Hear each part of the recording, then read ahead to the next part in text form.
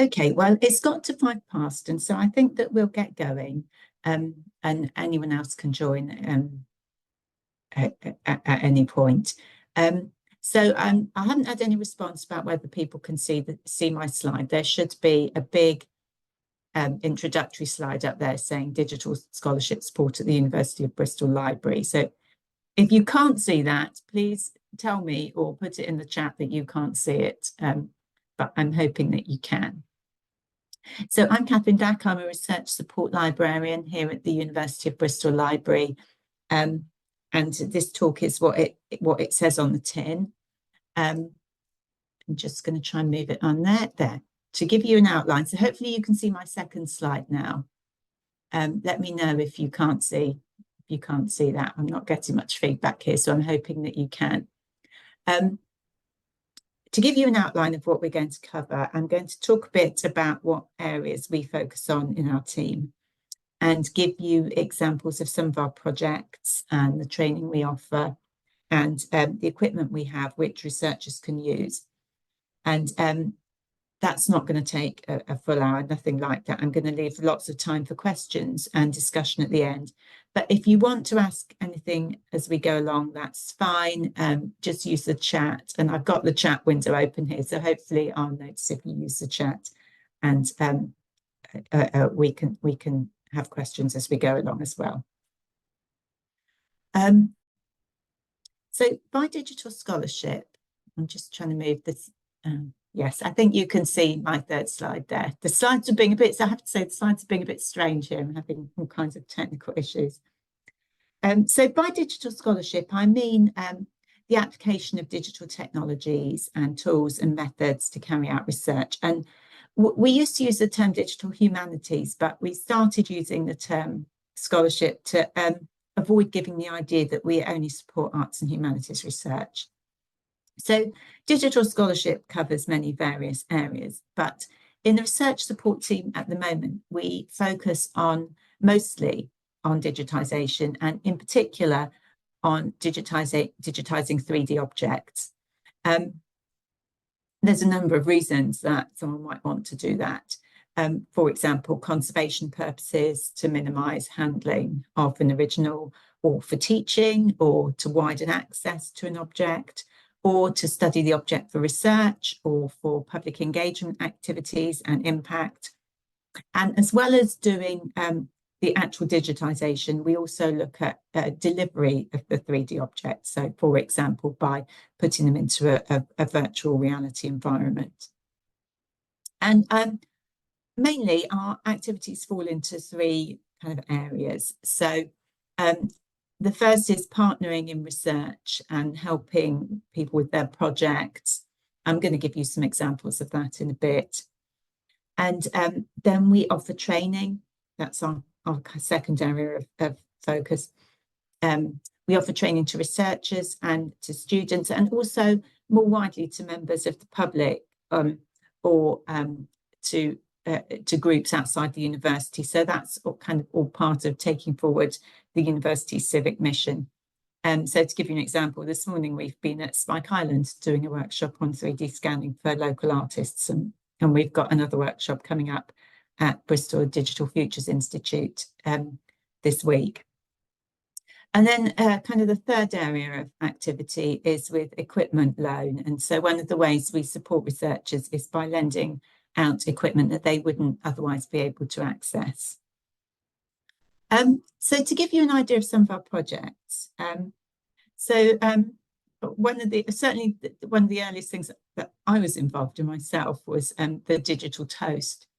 So this is a good example of digitisation for conservation. I expect many of you will know the theatre collection is a museum and archive of theatre and live art here at University of Bristol. It's on Park Row. And it holds, in its collections, it holds quite unusually a piece of toast. And it's this piece of toast here in the photo. And the toast originated as a piece of publicity by Julie Flowers and Rosalind Howell for a live art performance, which was called Grill, a Piece of Toast. That was at the National Review of Live Art in 1994.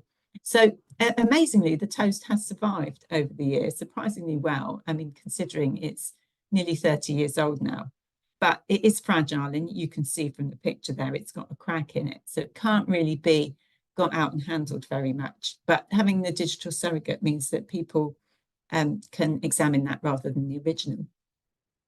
So the toast was digitized using a technique called photogrammetry, which I'll tell you a bit more about in a minute. And we put the digital toast on Sketchfab, which is an online platform that hosts 3D objects that people can view. So it's a bit like YouTube for 3D models. And one of the creators, once it was there, one of the creators saw it and got in touch and was amazed that the toast survived. And I am trying to share it. I've got two screens up here and I think I've shared it on the right screen. So if you can see the toast, give me a thumbs up. And if you can't, tell me. I think that was a thumbs up. So here you can see by Julie and Rosalind on the back that they grilled the toast and then scratched the letters in it and varnished it, I think. So, oh, no, I can't get rid of this off this screen. There we are. So another project that we were involved with was digitising the Blandford collection. So this collection is a collection in the archaeology department, which is a collection of Roman and Greek and Egyptian artifacts, mostly Roman, I think, and Greek, not much Egyptian. But it's not all that easily accessible because it's in storage that isn't very accessible. But also, this was during the pandemic, so no students could come in and examine site objects on the site anyway. And it was thought that having digital versions of the artifacts that students could study would be beneficial. So we went along and we scanned and processed well over 200 objects. Well, I think we probably scanned closer to 300, but not everything worked out well. We used a handheld structured light scanner, and I'll talk a bit more about that later. And you can see in the picture, that's my colleague, Sam Brenton, who's one of our digital archives assistants, doing some scanning there. And I think I can show you, yes, this is the amphora that Sam was scanning. Hopefully you can see that. And the 3D objects that we created are all available openly from our digital repository, which is data.bris, which is where we publish all our data. So students and anyone else can get them and study them and reuse them. But as well as that, we also created a virtual handling room, which is kind of a very different kind of experience, which people can enter in virtual reality to view and handle a selection of the objects. They're not all in there. So I'm going to try now and show you. Oops. I'm going to try, if I can move that on. I'm going to try and show you a video clip that, so this is a video clip taken from the virtual reality headset. So it gives you some idea of what it's like in the VR handling room. So it's an immersive experience, obviously, when you've got the VR goggles on. So you just have to imagine that you've got the VR goggles on and you're standing in the middle of this room and can see it all around you. And so it's meant to be like a kind of a library and an archives room. And there's a list of things that you can look at and which boxes they live in. And so you can look at that and decide what you want to see. Once you've decided which box you'd like to look in, you can then, it will show you in a minute, yeah, you can press a button to call up the box and it will appear on the table then, and as if by magic, and you can look at the objects inside. Oh, and this bit, I don't really like this bit where it tips things out onto the table. That's a bit stressful for a cultural collections professional, but you can examine the objects then and have a look at them. And this it had loads of downloads. It had a really high number of downloads within a couple of weeks of being released. So people were obviously using it and looking at the different artifacts. Yeah, so one of the nice things about VR is you can pick up things and handle them. It doesn't matter if you drop them on the floor. And you don't even have to put them away in the box because once you reset it, everything goes back in the box. So you can get a kind of idea of what we did there. I won't show you the whole video because it just goes and gets another box.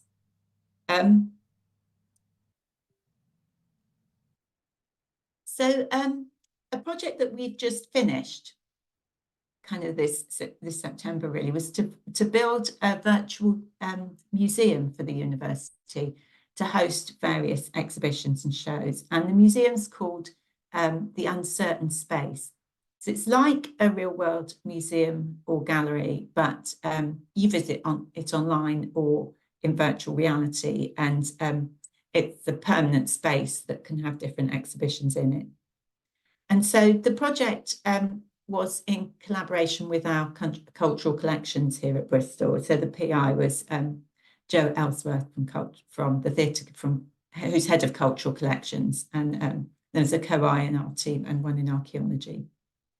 And it was funded by AHRC Capability for Collections, which is also known as CAPCO, their impact funding. And that funding also helped fund the making of the first exhibition, and making the first exhibition was also a part of the project. And before that, we previously had a CAPCO grant, which allowed us to invest in 3D and 2D and AV digitization equipment. And so that helped us to get in a position where we could make the museum. So rather than telling you about the museum myself, I'm going to try and show you this video, which has now come up on the wrong screen. Just see if I can get it on the right screen. So give me a thumbs up if you can see the video. So hopefully you can see the video. So I'm just going to play you this because this gives you a good idea of what it's like. Let me know if you can't hear the sound.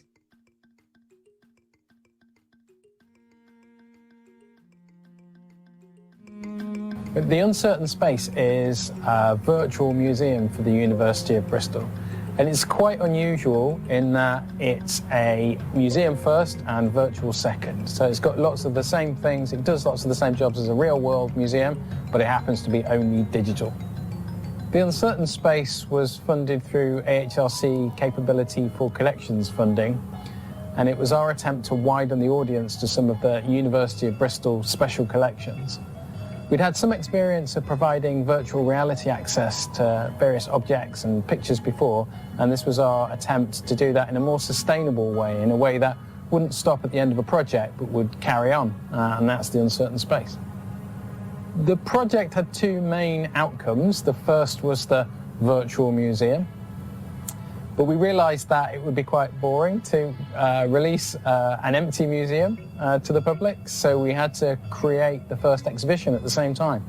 So as well as the museum, we had the first exhibition, which is called Secret Gardens, and was co-produced with a group of young people. And Secret Gardens is basically it's focused on the public artworks of the university, but it includes objects and artifact, 3D scanned objects, scanned images, audio-visual clips from all kinds of university collections, all coming together around the central theme of environmental awareness and identity. We worked with two groups of young people. They were two groups of young Bristolians. The first core group were a group of 11 to 18-year-olds, and they were the ones who we co-produced the exhibition with. And they were a fantastic group. They didn't know each other beforehand, so they came together on this project. And they came with an interest in the environment and activism. So that really helped drive the exhibition once they began to see the public artworks and once they also began to see some of the items in the collections. And that then enabled us to help give them a whole series of choices. They could choose from them and help us create an exhibition, which was the first virtual exhibition for the virtual museum. They came with lots of fantastic ideas, some of which we couldn't actually realise in the way that they would really have liked, because some of them had a bit of a sense that we would have a multi-million-pound budget, and of course we had nothing like that. But what they did see as the end result seemed to be something that they were really pleased with. They also seemed to really enjoy the process, because in that process they got to think through their ideas as they were talking, and this seemed to be something that they suggested in feedback wasn't something they were particularly used to. So I think we helped them develop a few skills and confidence in that area, which was really satisfying for us. And we learned such a huge amount from them about the climate and activism and all of their thoughts and ideas on it, which was absolutely fantastic. The second group, they were a group who were doing a music course, a digital music course down at Creative Youth Network. They came in towards the end of the process. They got a chance to see the virtual museum in its sort of test stage, and on the basis of that they responded with some music pieces that are roughly a minute each. So if you walk along the corridor in the virtual museum, you'll get a chance to hear some of the music that they produced. The second phase of the project was to actually digitise the content that the young people had selected. It was a different types of process depending on the different types of object they were interested in. Audio-visual clips were digitised in the theatre collection. 2D images were digitised both in the theatre collection and special collections, and we had quite a lot of activity around 3D scanning. So 3D scanning the public artworks and the objects which were to go into the exhibition. There was also a phase of recording the young people's reactions. So they'd visit each of the public artworks and we'd record their immediate reactions to being there in the presence of the artwork, and they're all included in the virtual exhibition too. One of the things that came through when we were doing the project is that putting together a virtual exhibition is very similar to putting together a real-world exhibition. So the young people and the curators who look after the objects worked with Simon Fenn, who's a real-world exhibition designer, and until this point had only worked with real museum exhibitions. But I think he found that there was a lot of commonality between designing a virtual exhibition and designing a real one. One of the big differences between the Uncertain Space and other virtual exhibitions that other organisations, museums, galleries have put together is that it was always thought of as being sustainable. That this is a space first and foremost, and it would have different exhibitions, a rolling programme of exhibitions that would happen in the space. The Secret Gardens is the first exhibition. We're already putting together a programme of different exhibitions which will happen in the same space. The Uncertain Space is available in 3 different ways. Firstly, you can use a smartphone, Android or Apple, and you can download the app called spatial.io, and then you can visit the space.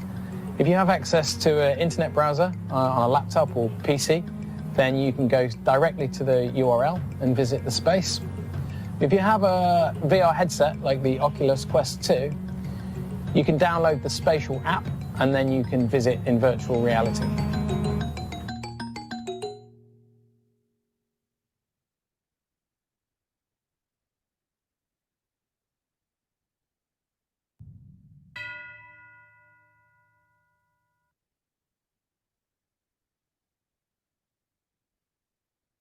Just let me get rid of that. Hopefully you can see the slides again now. And so you can see we've got something about the museum on our web pages, so you can always go and explore. And that image you see there, that is from the Futures Festival. We had a stand at the Up Late event on the SS Great Britain in September. So the Futures Festival is a kind of showcase of research at the university. And we had lots of good feedback from that festival. So I think people kind of really liked getting into the exhibition and wandering around and exploring. And some people were there for ages, going around and looking at the things and picking them up. And so I think it's a different kind of VR experience than people had had before. So going forward with the museum, we're planning to develop more exhibitions to go into the museum. And we're really keen to hear from people who might be interested in curating an exhibition. So that might be as part of a research project, or could be a student project, or just to showcase some material or something in partnership with local groups outside the university. So if you've got any ideas, come and talk to us with your ideas. So just before we leave talking about projects, has anyone got any questions?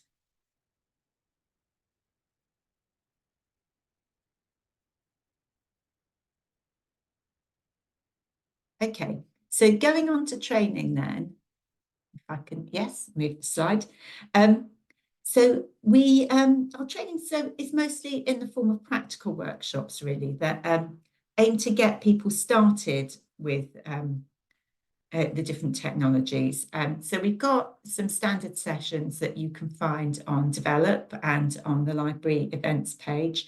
But we also do bespoke training sometimes, or we'll work with groups of students to do training. So, you know, it's very much come and approach us if you've got something in mind. So one of the training offerings we have is just digitisation, really. We started saying 2D digitisation to differentiate it from all the scanning we do, but digitisation of documents. And so this is a hands-on session for beginners who want to get started with digitising documents or images. So, for example, if they were visiting an archive for their own research, or if they wanted something copied for teaching purposes. So we run this jointly with Special Collections, where we have a very expert digitisation officer. And the training session looks at things you need to consider when starting a digitisation project, such as good data management, dealing with permissions, metadata. And it's really important to think of these things at the start of the project, because it's this planning that will allow you to share your data later on and will allow others to be able to make sense of your data and to reuse it. So we also cover image resolution, image formats, color correction, monitor calibration, things like that. And we there's two parts. We use a smartphone or a low-end camera. And we do that because some archives permit photography using these small low-end cameras, but will not allow a larger camera. And also not everyone has a larger camera. And the smartphones and the low-end cameras can give really excellent results. So we look at digitisation with those, but then we also use a digital SLR with a copy stand to copy documents in the kind of traditional archive way. So you get an experience of doing that on the training too. Then we also offer training in 3D digitisation. And I should say this is in topographical and not structural scanning. So in other words, we scan the outside surface of things. We don't have scanners that look inside things, although I think elsewhere in the university, there probably are in the medical faculty. And we cover some basics of 3D. So it is a workshop for beginners. And then we use two different methods of 3D digitisation. So we do some photogrammetry. Photogrammetry is where you take many photos of an object from all different angles, and then you use a piece of software to work out the 3D geometry and put all your photographs together to make a 3D object. So that is actually quite an accessible method and relatively low cost, because you just need the camera and the software program, and the software program isn't really expensive. And you can use one of those point and shoot cameras. You don't have to have a really, really expensive camera. I mean, some places have a huge rig with lots of cameras, but you can do it perfectly well with one camera. And you can get very, very high resolution results depending on the specification of your camera. And the other thing we do is digitisation using a scanner, using a 3D scanner. And the scanners we use for training are handheld structured light scanners. So the way they work is that they project a pattern of light onto the object, and from the degree and the pattern of the distortion, they calculate the shape of the object. And that can result in very accurate geometry. And the colour and detail of the texture tends to be less good than if you were doing photogrammetry with a good camera. But we can combine the scans with high resolution photos to get accurate colour and texture. We don't cover that in this course because, you know, it's a bit of a next level thing. So the training sessions give an introduction to both of these methods. And again, they're mostly hands-on. And we do a bit of introduction to the basics of 3D, so point clouds and polygons. And we look at file formats and ways of delivering models and where you can share models openly. So that's the 3D modeling. That's the 3D scanning. So we also offer training in 3D modeling. There are a few sessions we do less often, and this is one of the sessions that doesn't seem to run so often. But it's just a session on getting started with 3D modeling in Autodesk Maya, which is available with an educational license if you're a student or an educator. And again, this is a session aimed at beginners, and we cover basic editing of 3D models and using simple Boolean modeling, which is about combining primitive shapes to create models from scratch. And then I say we do training in making a virtual exhibition. It's going to be our first one this week. So we've never actually done this training, but it is happening this week. And so we've got a day workshop on making a virtual exhibition. And the idea is that you can make something in VR that could be, you can make something virtually that could be viewed in a browser, or it could be viewed in a virtual reality headset. And so that workshop is going to include training in 3D scanning, and then participants will learn how to reformat their 3D scans so that they can be put together in a games engine, and they'll make some kind of virtual experience. So then there are some other sessions we offer less regularly, like training in recording video interviews. So we do a session on using a DSLR, a digital single lens reflex camera, to record video interviews. And so we cover how to use the camera and the lighting and the microphone. And it focuses particularly on recording in-person one-to-one interviews, but the techniques would be applicable for other scenarios. So if you're videoing yourself or panel discussions. So we also, as part of that, look at pre-production planning and things like consent forms, and also at post-production editing using an open source video editor to produce something for web delivery. So those are our main training sessions. And then the other thing we do is we have a range of equipment that we loan out to researchers, because you know, these things aren't always accessible. They cost a lot. And it's not something you could buy out of a project grant always. Sometimes it is. So we have scanners. We have 3 handheld scanners. You can see 2 of them there on the right-hand side. And they're all structured light scanners, which are the ones that project a pattern of light onto an object and measure the shape of it from the distortion that comes back. And they do various sizes of objects, kind of from small to medium to fairly large. But we've also just got a laser scanner, which will cope with scanning very large scale things like buildings or archaeological digs. And in fact, we've just got it, and it's on loan to archaeology at the moment. I think they're quite excited to have it. We've also got a couple of cameras, a couple of digital single lens reflex cameras, and various accessories to go with them, like tripods. There's different microphones, there's a fluid head, and there's a thing called a steady vest, which is a piece of apparatus that you wear, like a kind of metal jacket thing, and it holds the camera so that you can walk along and film and you won't get a jerky result. And we have studio lights.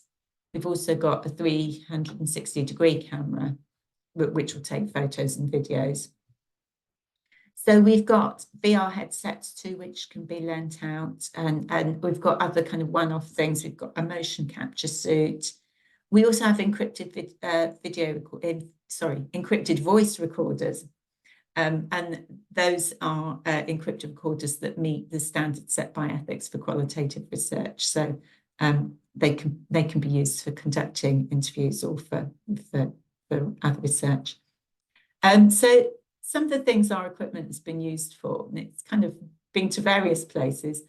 Our 360 camera was used by archaeology students. They captured a lot of images of Blaise Castle and other historic sites in Bristol for social media during Bristol's Archaeology Week during the pandemic. They couldn't, Bristol Brilliant Archaeology couldn't have their Archaeology Week during the pandemic as a physical event. So they had a virtual event, and the students helped to generate content for that.